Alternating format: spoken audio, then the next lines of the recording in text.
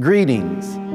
Dear listeners, we have been blessed by Almighty God Allah over the 90 years of our work in the nation of Islam and lifting our people up from the miserable condition in which we find ourselves. We ask your support of our effort, and we hope that you will be generous and make a contribution to the work of the Nation of Islam and the Honorable Minister Louis Farrakhan by clicking the button below or go to noi.org/donate. We thank you in advance for your support. May Allah God continue to bless you and your families. Assalamu alaikum. In the name of Allah, the Beneficent, the Merciful, the one God, to whom all praise is forever due, who came to us in the person of Master Fard Muhammad and raised from among us his exalted Christ, his messenger Messiah, the Honorable Elijah Muhammad. We are forever grateful to them both for giving us mercy, the highest attribute of Allah, a divine comforter in our midst, the Honorable Minister Louis Farrakhan. I greet all of you in the words of peace, Assalamu alaikum. Beloved, on this 27th day of November 2020, we continue this powerful section of Study Guide 18 entitled, Where Emotion Comes From. Last week, Minister Farrakhan gave us a scriptural reference as we moved into the study of the brain, which we know is not only an organ of intellect and logic now, it is also, as he teaches us, the source of emotion. He quotes the Bible from the book of Isaiah. For my thoughts are not your thoughts, neither are your ways my ways. For as the heavens are higher than the earth, so are my ways higher than your ways, and my thoughts than your thoughts. He writes that the limbic system works with both the cerebrum above and the brainstem below.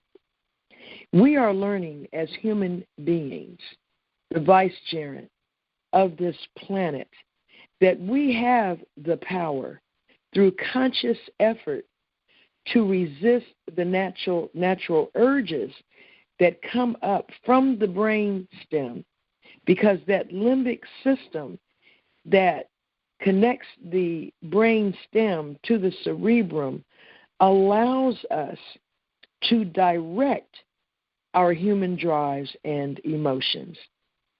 For tonight, I just wanted to share something briefly with you about language as we see the enemy preparing to administer the vaccination that has been developed in these past few months for the COVID-19.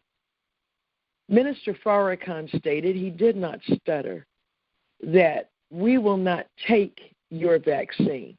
He said to the enemy, you represent death itself. He said to the enemy that if you try and force us to take this vaccine, it will be a declaration of war on all of us. Beloved, we need to be very, very careful about how we handle the teachings of the Honorable Elijah Muhammad. This body of knowledge has no equal. This body of knowledge is the means by which we will undergo resurrection.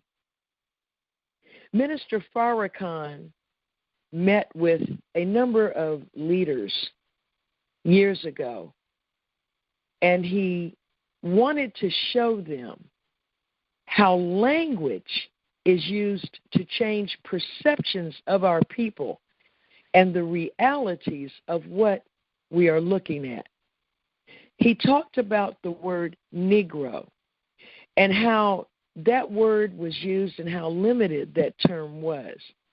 The Honorable Elijah Muhammad used the term black.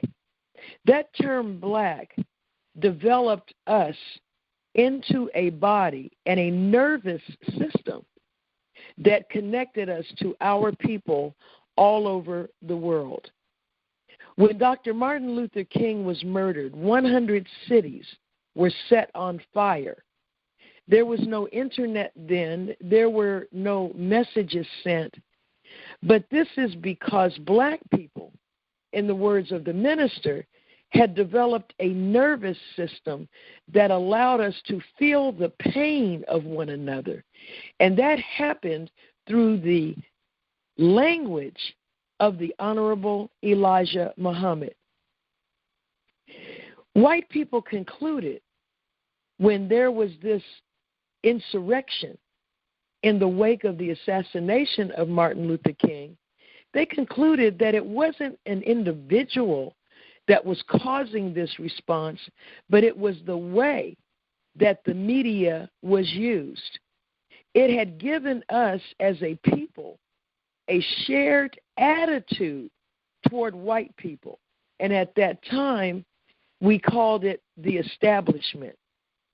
The minister teaches us in this course that attitudes harden into a system of belief that we share. And so no matter where we were in America at that time, a belief about the police, a belief about government, a belief about Caucasian people was real. And that attitude and belief grew into an ideology, a common idea that all of us shared, and we became a national community. And so the enemy saw this happening, and he saw the impact of the word black. He saw the impact of us calling one another brother and sister. This caused us to see ourselves as kin to people of color all over the world. And so the Caucasian decided, after the assassinations of Malcolm X and Martin Luther King and the departure of the Honorable Elijah Muhammad, that they had to change that language. They started using the term minority. And when black people accepted that word minority, and then later African Americans, what happened as a result of accepting that language was that it killed the nervous system that the language of blackness created. There was a time when every television program had black as an adjective when it was us. We had black news. We had the Black Journal, the Black Star. Everything had something black in it. I remember when Essence magazine had at the top right corner of the cover, "For today's black woman." All of that has disappeared. So the subtlety of the enemy in deceiving us is that he knows the value of language, and that when you shift language, you shift perception. So what the enemy did was create the death of our nervous system that connected us as a family. That's when you become tribes. That's when you kill one another. That's when you lose that global connection. And so now here we are, and COVID-19 has produced an entirely new lexicon. And one of those terms, though it pre-existed COVID, it was not in the broader landscape. And that term is vulnerable population. That is a term really applying to us, to black people, the vulnerable population. And so now we are on track to be the first, as a benefit to us, according to the enemy, to get this vaccine. But you are not. If you are under the leadership of the Honorable Minister Louis Farrakhan, you are not to allow yourself to be given this vaccine, but also not to participate in clinical trials. The clinical trials are more dangerous than the vaccination itself, because in the trials, they're giving you something that they themselves purportedly have no idea what the effects will be. And so it is not coincidental that we are on a study of how the brain works. Let us pay careful attention to the assignment tonight. It is very powerful. It is a continuation of an understanding of where the brain comes from, where emotions come from, and how the brain system functions. So may Allah bless us all with love and the light of understanding, and a wonderful study tonight. Assalamu alaikum.